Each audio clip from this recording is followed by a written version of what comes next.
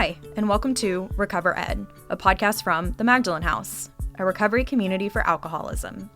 We are a 501c3 nonprofit organization based in Dallas, Texas, and known affectionately by many as Maggies. Every first and third Wednesday, we share an episode from one of our 3 podcast series. The RecoverED podcast is made to educate the community on alcoholism, the Magdalen House, our programs, and resources we offer to the community. In each episode, you will get to know the disease of alcoholism a little better, and soon you'll know how you can shatter the stigma around alcoholism in your community. With your host, me, Laura Wilson, recovered alcoholic and communications coordinator here at the Magdalen House. We are so glad you're here. Thanks for listening. Hello, podcast listeners, and welcome to this week's episode of RecoverED. My name is Laura Wilson, and I am the communications coordinator here at the Magdalen House. And today I have a really special guest on. I have Ben Parkey, who has been in the program for many years, has great knowledge of this book, and is also a board member here at the Magdalen House. So Ben, welcome. Thank you very much. Thank you. Appreciate you having me. Absolutely. Thank you so much for taking the time. So walk us through a little bit about your journey and what qualifies you as an alcoholic. Okay, be happy to. So first of all, I am a recovered alcoholic. My sobriety date is August the 3rd, 2012. Eternally grateful for that. And I'm nothing special. Like, I'm just a good old drunk. I'm a guy that was drinking for a long time that worked really well until it didn't. Right. Successful in some areas of my life, able to overcome circumstances, hurdles, challenges in life, but there was just this one thing that I just could not beat, which made it even more baffling, right? To the outsiders, it's like, well, how can you do this or that or whatever it is? And many of us have that. Everybody's got, their skills and abilities, but this one thing just can't be beaten. I'm a kind of a hard driving type of person, so I'll just throw myself into it further, and I'll fight it harder. And the ultimate reality was a lesson that I needed more than anything in the world, which was humility. Mm-hmm. And we'll talk about more of this today, but I'm a big believer that humility is one of the strongest, if not the strongest characteristic we can possess, because it leads to, ironically, strength. And humility, doesn't mean, what I learned was, it doesn't mean I'm weak. It doesn't mean that I'm less than anybody else. It certainly doesn't mean I'm more than anybody else, but it just means, I know my truth. And my truth was, I couldn't control the amount I drank when I started. And when I wanted to quit entirely, not a chance. So, those questions on 44 of our big book, the breaking point of that sentence is an or, but I happen to be an and on both of those. And it got to the point where I just couldn't do anything about it. And I got myself in a bind. And the best thing that I did, which was for me the hardest part of the entire program, was raising my hand and saying, I need help. That's not something that came natural to me. And I think, and I don't want to speak for everyone out there, but I think a lot of men struggle with that. It's pull yourself up by your bootstraps. And that's how I was raised in my family. And in a lot of ways, that's a good thing. But in the case of alcoholism, a seemingly hopeless state of mind and body, it doesn't work. And so I had to get to a point where I was willing to go, I need some help. And that was crushing and freeing at the exact same time. But it was interesting that, my family, my loved ones, had no idea how hard I was fighting this. They thought I didn't care or didn't want to get better, or I was trying. They didn't know how hard I was struggling. And it occupied, like the book said, it occupied every moment of every day. I'm either drinking, or I'm thinking about drinking, or I'm thinking about not drinking. It was a self-imposed prison that I was living in. And, I'm grateful for the process that I went through, because I did not have these kind of false starts that happens a lot in recovery. I went hard to the end, and I had a step 1 experience that had enough gravity and weight to it to carry me through these steps. And I worked them from the second I started working them like my life depended on it, which is what it's designed to be. And so I feel grateful that the things that I went through led me to that point where there were no half measures. It was, I'm going to die. I'm going to lose my family. I had a wife and young daughter at the time who are wonderful and happy and healthy today. It's amazing. But without that experience, I'm afraid I would have ended up like a lot of people where they go and they try something. They go to 12-step type stuff and they're not really there yet, and they make a beginning and then they bow out right around step 4 typically. It's kind of the 3-step and out. And then something happens again, they go through another period and maybe they think they're ready. I'm like, well, I've already tried X and it didn't work. Well, the reality is you didn't really try it. That's no one's fault, but that's what happens oftentimes. So I'm grateful. I'm a lucky guy that had a life-shattering step 1 experience. I had some amazing people around me that took me through the work, an amazing sponsor, an amazing community that supported me, and I did the little parts that I needed to do and continue to do those today.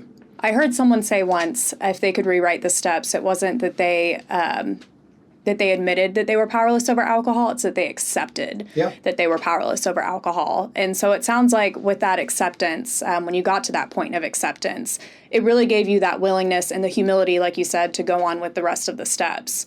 And exactly like you said, people can go through 1, 2, and 3, but when the action steps start and you have to start looking at that inventory of yourself, it's not necessarily the inventory that they get afraid of. It could be step 5 when they have to share it with another person.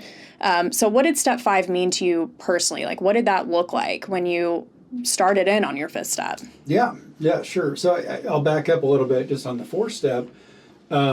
It was scary. Yeah. I'm not a guy that had a ton of resentments. I didn't have pages of that. And I also didn't think I had a lot of fears. But my sponsor pointed out, and I've found this to be true, that a lot of times with the men, and I've sponsored a fair amount of guys over the years, that the ones that say they don't have fears typically have more fears than the ones that list them. Because I was afraid of admitting the fears. Yeah. So I had kind of this overarching fear. And so I was nervous, going into step 4. But here's the difference maker for me. And sometimes this can be viewed as a little harsh, but it's been my experience over the years. If step 4 is too traumatic appearing or too scary to go into and all that, the question I ask, and I ask guys this all the time because I ask myself this, is that harder than the life I've been living?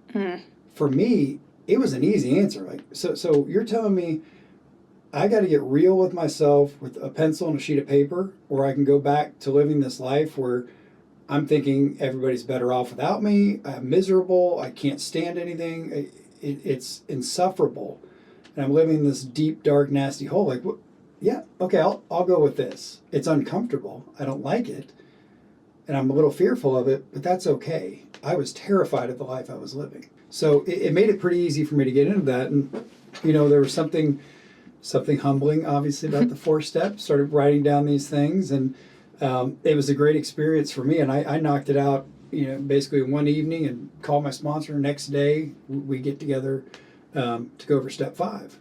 And step 5 is so critical, and I'm going to reference a book here because nobody needs to hear my thoughts as independent. They need to be tied to this book. But my book's a little bit destroyed here, as you can see. But that's a sign of good use. Well, but I love seeing the notes that I wrote, 12 years ago. And the biggest thing I wrote here is just check my ego, and we must humble ourselves. And that humility is prevalent throughout the book. The book's got a number of themes that are constant and repetitive, and there's a reason why. I think the authors are really trying to get stuff to sink into our subconscious and really pay attention to. That's why they're repeated throughout. Humility is definitely a theme throughout the book, and that's what step 1's what's all about. And there's some very strong language here. Into action on page 72. Referring to the 4th step, we think we have done well enough in admitting these things to ourselves. There's doubt about that. In actual practice, we usually find a solitary self-appraisal insufficient. Many of us thought it necessary to go much further. It goes on to say the reasons why we do this. If we skip this vital step, we may not overcome drinking. Okay? Time after time, newcomers have tried to keep to themselves certain facts about their lives. Trying to avoid this humbling experience, they've turned to easier methods. Almost invariably, they got drunk. Having persevered with the rest of the program, they wondered why they fell. We think the reason is they never completed their housekeeping. They took inventory all right, but they hung on to some of the worst items in stock. And it goes on to just, give a little more detail about egoism and humility.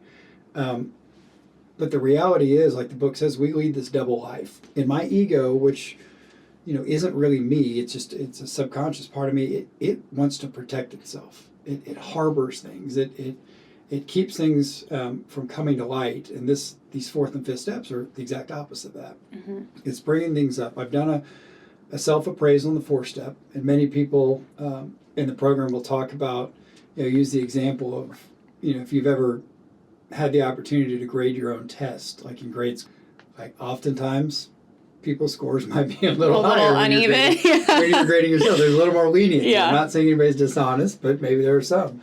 I probably would take advantage of that situation. Yeah. Oh, yeah. There's just something different. But beyond that, it's the ability to have somebody who's gotten to know me a little bit. Hopefully my sponsor, doesn't have to be, but that's a good place to start.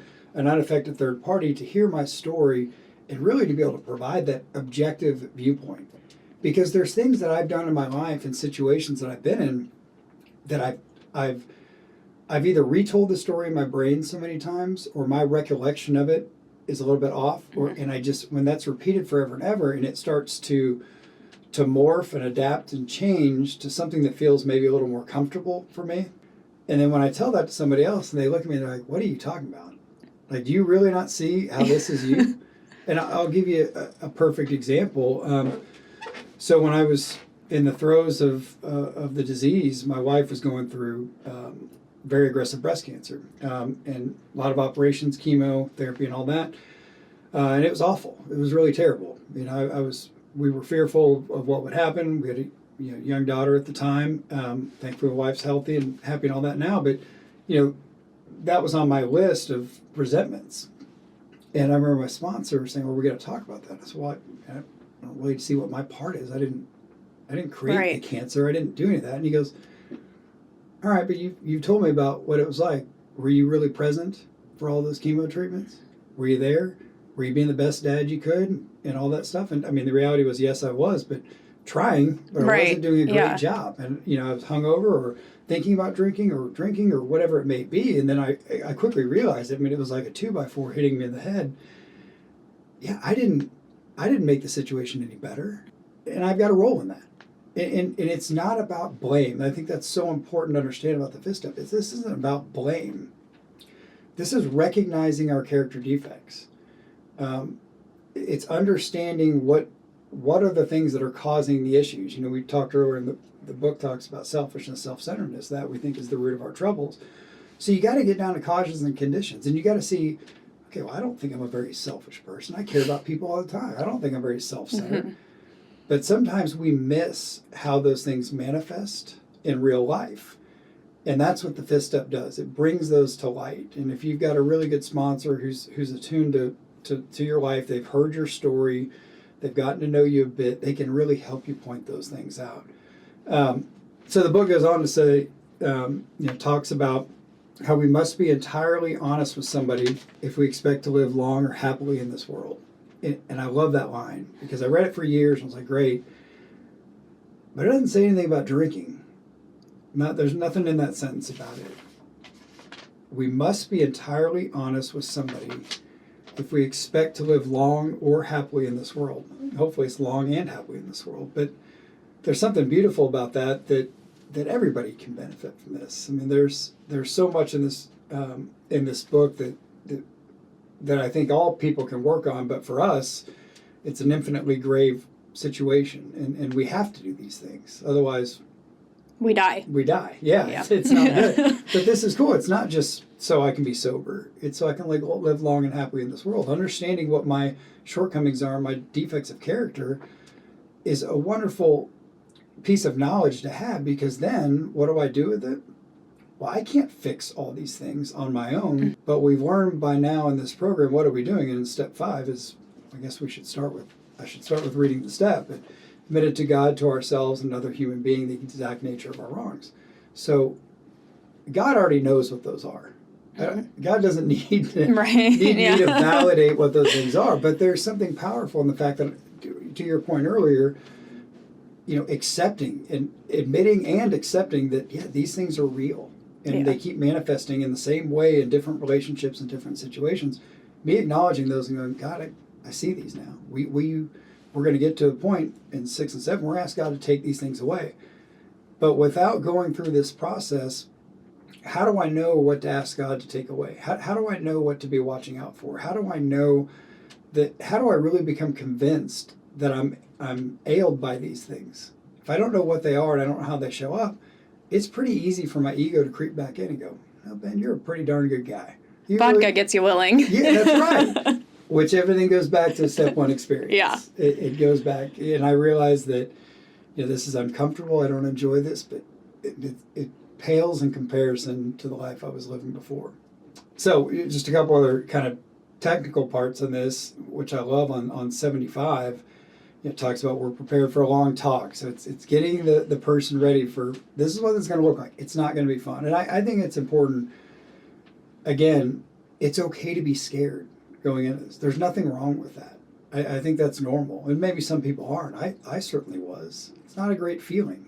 But again, when you've got enough of a step 1 experience, enough of a desire to never live this life again, I'm willing to do it. And I've met people who have done this, and I see them, and they're not telling me how much I have to do this. I'm just watching them live their lives, and I'm becoming very jealous. Yeah, you want what they have. I want what they've got. And they're not, it's not because of the words they're telling me, it's me watching them live their lives. I'm like, and I know their story, and I know people who knew them, and it wasn't pretty before. Yeah. And now they're living like this, and it's absolutely amazing. And so, anyway, it sets the table for what it looks like, and it says we pocket our pride and go to it. So that's taking that ego. We're going to shut it down to the best we can. We're not very good at that, but God helps us. And I believe God's with us in every one of these steps, and certainly in step 5, illuminating every twist of character, every dark cranny of the past. Ugh, kind of makes you feel uncomfortable just reading that, right? Because those are things that I've tucked away, that I've harbored, that I'm locking away. But here's the cool part. Once we have taken this step, withholding nothing, we are delighted. So this is where the 5th step promise starts rolling in. We can look the world in the eye. We can be alone at perfect peace and ease. Now, I don't know about everybody out there, but when I was in the throes of my disease and alcoholism, I was not at perfect peace and ease, especially when I was alone. It was not a comfortable place to be. And that's a pretty wild promise. And it says, our fears fall from us. We begin to feel the nearness of our Creator. We may have had certain spiritual beliefs, but now we begin to have a spiritual experience. The feeling that the drink problem has disappeared will often come strongly. We feel we are on the broad highway walking hand in hand with the Spirit of the universe. That's pretty powerful stuff. And I would just say that, this, like many of the other steps, is I'm going to get out of it, like the 4th step as well, any of the action steps, what I put into it. For the meeting, we were talking about amends. It's the same thing there. If I go into these steps with the proper motivation, and it's not to protect my image, it's not to keep secrets, I'm worried about judgment of my sponsor. If I can vanquish all those kinds of thinking, and I can go into the pure motivations, I want to know my truth, I want to be humbled, which is a tough thing to do, it's really powerful. And all of a sudden, these things start to happen. And here's the cool part, from a sponsor standpoint. I've heard a lot of 5th steps. I don't really remember any of them. And I was terrified, and some of the stuff that I didn't want to mention to anybody ever. My sponsor told me his story, and I was like, oh gosh, right. They didn't do any of that stuff. He's worse than I am. He's worse than me. So, but that's the importance of good sponsorship, is being vulnerable and being open, and that's why, we talk about here at the Magdalen House, living out loud. Like, everybody knows I'm a recovered alcoholic, and I wouldn't change that for the world. I've been given something so freely that I feel a duty and a obligation and a sense of purpose to share that. And it's the same way with sponsorship. Is your sponsor should give you some comfort that this is not going to be fun. That's okay, but this is part of the journey, and everything stays here, and it's going to be gone once you release it. The whole idea is it's gone, and it doesn't come back. Ideally, we're going to have slip-ups and all that, but that's why we've got the wonderful step 10, which has got a little step 5 embedded in it as well. later on. When these crop up. Yeah, when, not if, but when. And we tell somebody. Yeah. We tell somebody quickly. It's that accountability. And there's something that happens when we're accountable in step 5 and we verbalize it and to another human being, it feels different. It carries a different weight than if I'm just like, yeah, Ben, that was pretty selfish today. It's different when I have to call my sponsor and he's like, okay, lay it on me. Yeah. I already know what he's going to tell me. Right. Like the feedback is almost like an automatic recording and it's right every time, but there's something about that. One, I don't like having to do that over and over. So I start, changing my behavior in certain ways, and a big part of that is just going to prayer and going to God more often. Mm-hmm. But anyway, so back to the step, it's got this end to step 5, and again, these steps have got to be worked thoroughly because half measures avail us nothing. So it says returning home. So after you've met with this individual and you've shared your life story and every dark cranny, we find a place where we can be quiet for an hour.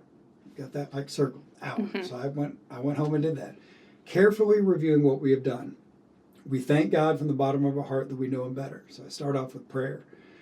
And taking this book down from our shelf, we turn to the page which contains the 12 steps. So go to the page and look at all those steps that I've gone through so far, and basically, have I omitted anything?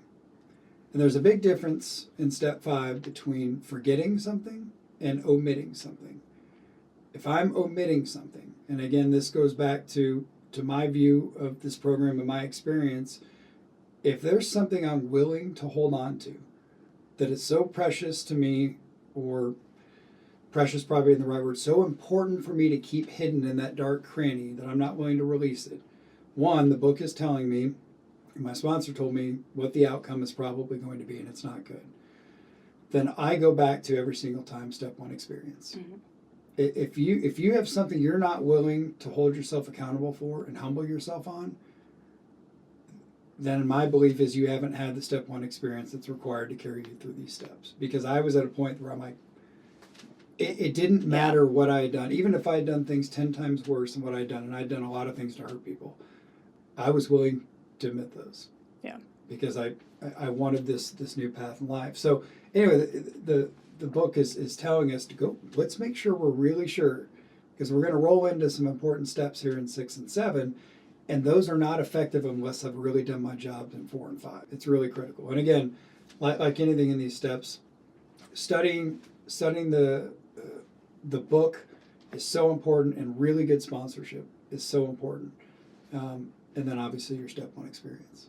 You mentioned earlier about how you didn't think that you had a lot of fears, or you weren't ready to admit that you had a lot of fears. Does that kind of go hand in hand with not wanting to admit defeat as a man? Or was it just fearful of facing yourself? When you say you can't be alone with yourself at perfect ease and comfort, what did that look like? Yeah, that's a wonderful question. So on the surface, I would say, maybe it has something to do with, being, leader of the family, this, that, your typical, at least for me, typical perception of what a male and a provider and a protector should be. Mm-hmm. Not weak and struggling and falling apart over here while trying to help everybody. And I was that guy that I will help anybody at any time. Mm-hmm. Meanwhile, I'm a dumpster fire trying to give advice and help people out. I don't know why people were even coming to me for issues. I mean, one look at me was that I clearly was not in a position to help. So I think on the surface it was that. But what does it really boil down to? Yeah, it's the second part of your question. Insecurity. It was fear. It was just, I'm not good enough. Why am I not better? Why can't I get this figured out? That was absolutely the part, and ultimately all of that stuff leads to humility, and the comfort that comes in humility of understanding that I don't have to be everything. I'm never going to be everything. I'm going to consistently have faults and character defects in my life, and that's okay, as long as I've got a connection with God and I've got a process to know how to deal with these things where they don't create turmoil all around me for others or for myself. And if I can get to that place, it works pretty well.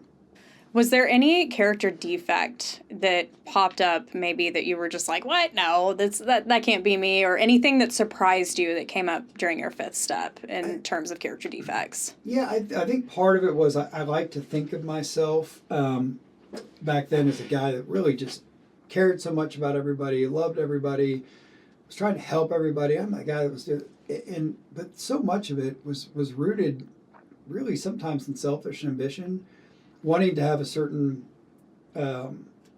portrayal of myself. You know, I skipped over, but in this chapter it talks about, you know, the actor leading the double life. Like, here's the life I'm living, but here's what I want everybody to see and think of me.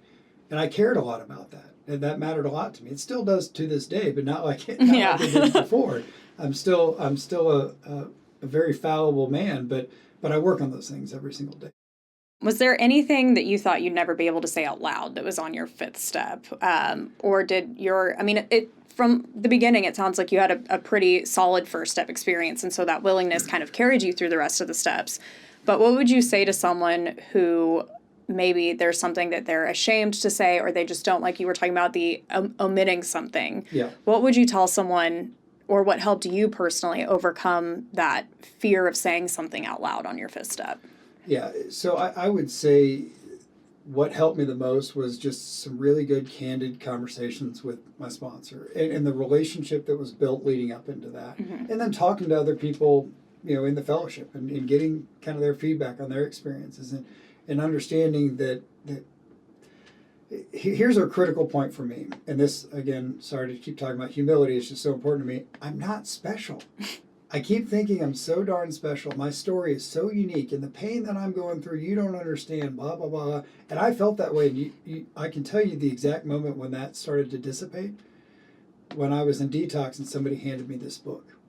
And I read this book, and I was just nodding my head. I'm like, who are these people that are living inside my head? They know everything I'm feeling, everything I'm thinking. I've been to psychiatrists, I've been to church, I've met with pastors, I've done all this stuff, and none of that made sense to me, and I felt like no one knew me, and all of a sudden these people do. So that to me carried into the fifth step, where I realized that my issues are not that special. They're certainly not too big for God, and for my sponsor, who'd been through his own stuff that was wild and crazy and all that stuff.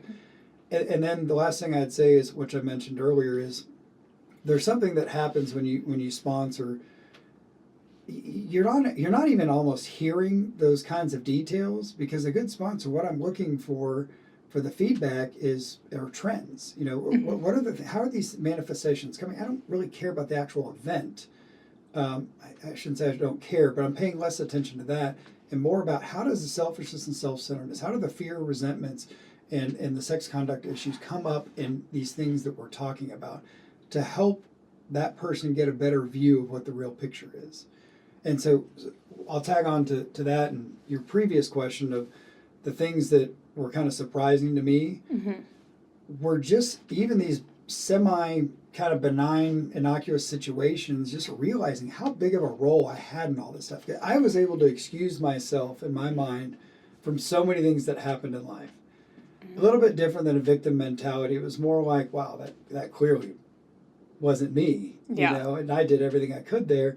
And my sponsor really helped me see, like, no, you didn't. You made it worse. And I'm like, well, you got to be kidding me. And then we start breaking down. By the end of the next 30 seconds, I'm like, yep.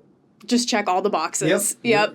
All the way across. You're right once again. And then you go down to the next one, and you're like, oh, I know where this one's going now. Yeah. But that's the point.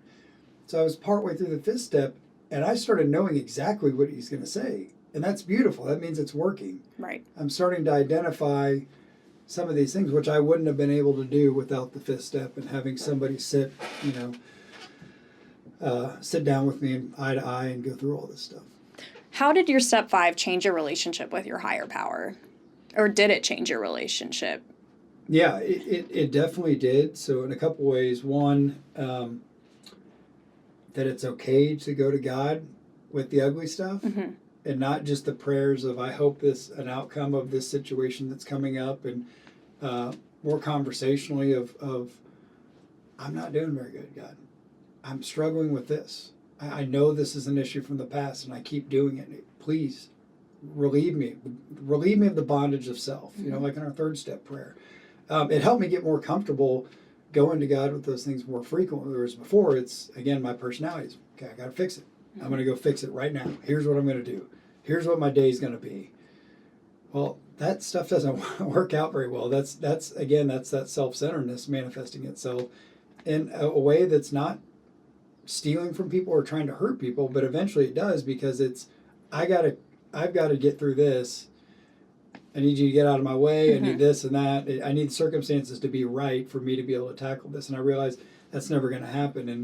And again, when you achieve a certain level, even a beginning of humility, you start to find more power in that. It's counterintuitive, but the more I go to God, the more I get the sense of peace and ease of being alone. The more the drink problem disappears, it happens more frequently. And so going through that step 5 really led me perfectly, like the program's designed, into 6, 7, and then obviously 10 and 11, being able to carry those out the way they're supposed to be. Because if I don't really understand the crux of my problems, because it's not alcohol.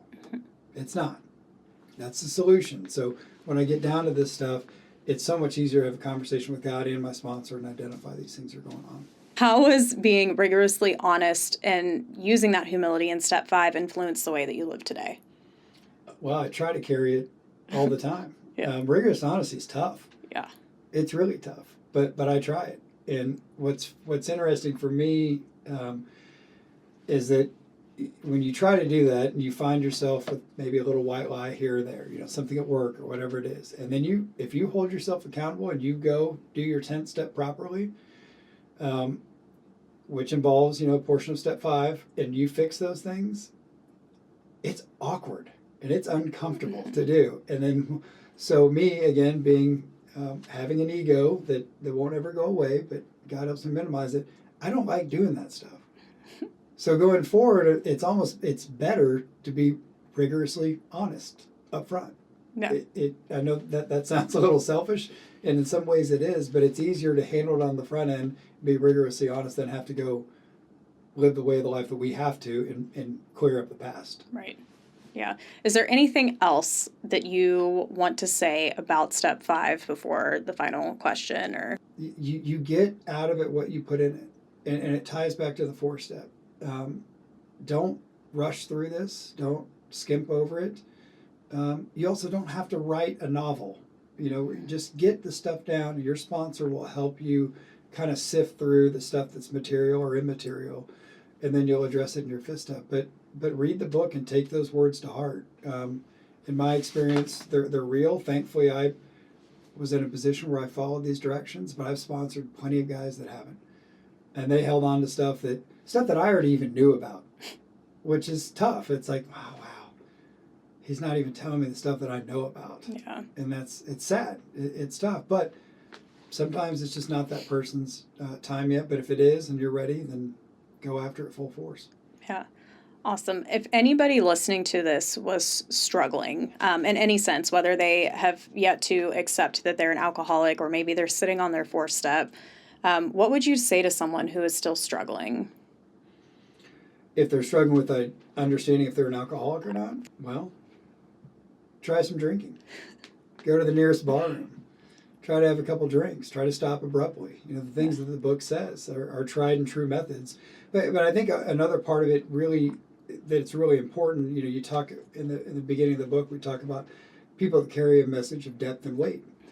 What that means to me is the depth of the message that I try to carry is based upon my studies and my listening to my peers and my fellows, reading this book over and over and over, things like this podcast. And the weight is, this is my opinion, is the weight of the experience that I've lived. I've lived it. I've been where you are. I've been in that hole before. My sponsor was in that hole before me, and somebody before him, and somehow they got out. So I followed them. I followed their directions. And so I think an important part of it is understanding what alcoholism is and what it isn't.